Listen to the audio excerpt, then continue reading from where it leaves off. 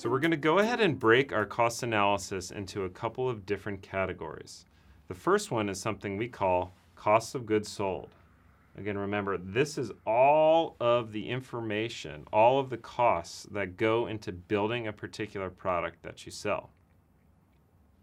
So the first thing you want to do is actually look at all of the labor associated with building the product.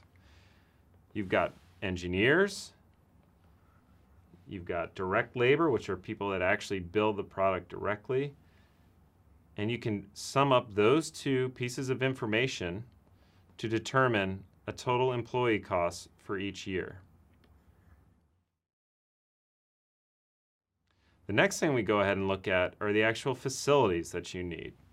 So here I've made some general assumptions that start with some example cost per square foot, and then the actual square footage that's required per employee.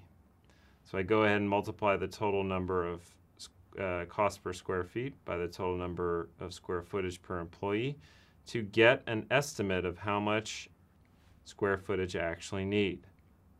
Then I go ahead and back into the size of the facility that I'll need, which you can see here, and use that and multiply that by the cost to determine how much we actually will spend each year in our facilities cost.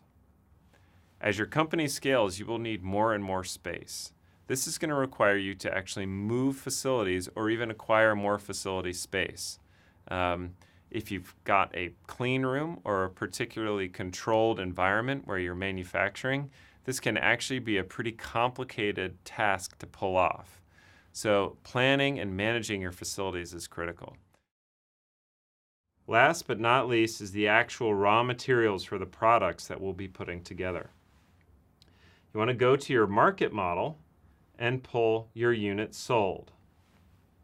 Next thing you want to do is actually get an estimate from the engineers on the team of how much the actual raw materials will cost for each one of the products that you build. Go ahead and multiply those two numbers together and you'll actually get the raw material and packaging costs associated with your product. When you add the labor, facilities, and raw material costs together, you get a total for your manufacturing costs. And that is your cost of goods sold each year within your enterprise. On the raw materials side, I often get asked how to estimate raw materials. And my answer to that is really, this is what engineers are for. Engineers should be able to very quickly look at something called your bill of materials and calculate the actual cost of each piece that goes into building your product. Remember, as you build more and more and more, you're going to get a price break on your actual products that you sell. So you're going to want to go ahead and overestimate costs in the beginning to give you a realistic margin.